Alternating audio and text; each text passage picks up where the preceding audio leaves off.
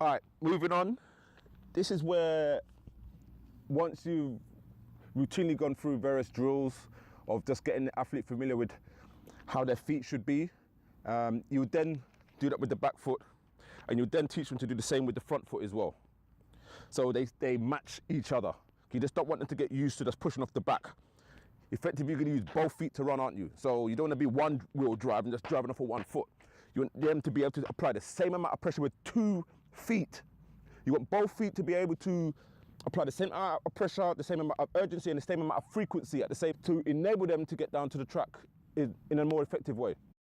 So you teach them to do that off the back, and you also teach them to do the same with the front. You don't need to run far, just a couple of steps. Just get them used to rehearsing, keeping that tension, keeping that pressure on their foot. So from that, you may think this is odd. Why are we doing this when we're going to be coming from a low angle? You want the athlete to have an understanding of their body. You want them to be able to know how to use their body any given time, any given Sunday. I know you've seen that film already. But you want them to know that they can use their body in any single way that they want to. They shouldn't have no limitations. That's very, very important. They shouldn't be reliant upon just one component of their body, just their legs. Your body will work best when it's used properly. So you're going to do this drill from an upright position, because effectively you're going to be getting upright at some stage during the race. So you want to be able to teach the athlete to keep good tension with their feet from an upright position. So literally you're just going to have them here, just getting them used to just running off. You do the same again from a hang position. First you're going to apply the back foot. Then the same again. You get them to apply pressure onto the left foot, the front foot. Then you go from an even lower hang. And you can, don't feel that you're restricted by what you do. You can switch feet. It's effectively the same thing. You can have this foot forward and then pushing off the back, which is also a very good drill, because you're still going to be coming from this angle for 5 to 7 steps before you get up into your running. However, I'm stubborn, I'm just going to use this foot and done. So you're going to come from a lower hang position. Same principle. Get that foot quite firm at the back. Push off. Same again. And again, you can understand that this is not a common position for the body to be in. So balance is an issue. Get them to push off the front foot. You may find when this drill is being delivered that sometimes the athletes may do this or step back and go. That's just going to come with repetition. Key thing for me is not to bark after them. We mustn't shout after them when they're doing it. Stop saying why you're doing it. They don't know why they're doing it. Their body hasn't synced. The information from what you're verbally saying hasn't communicated with the rest of the body. The chemicals haven't met each other yet. This is new information, so you can't bark after them. You mustn't do that. So just keep it easy.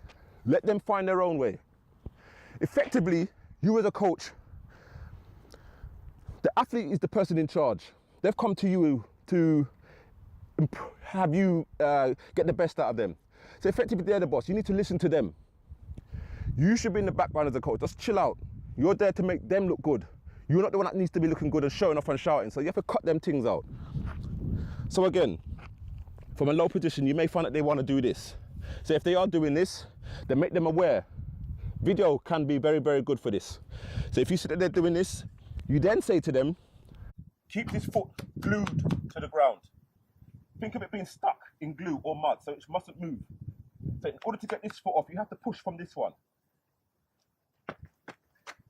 Then the procedure will go to here.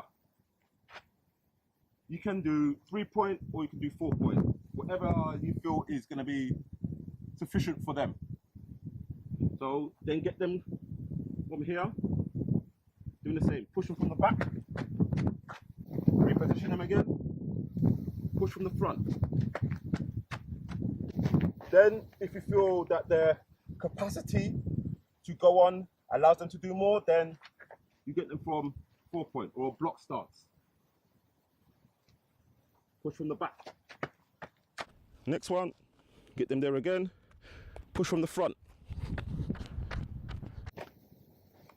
So you can see the importance of drilling this exercise. Drill it, drill it, drill it, until the habit of what the information you're trying to get through to them becomes natural. Yeah, we need to tell them no more. Then you know they've got it.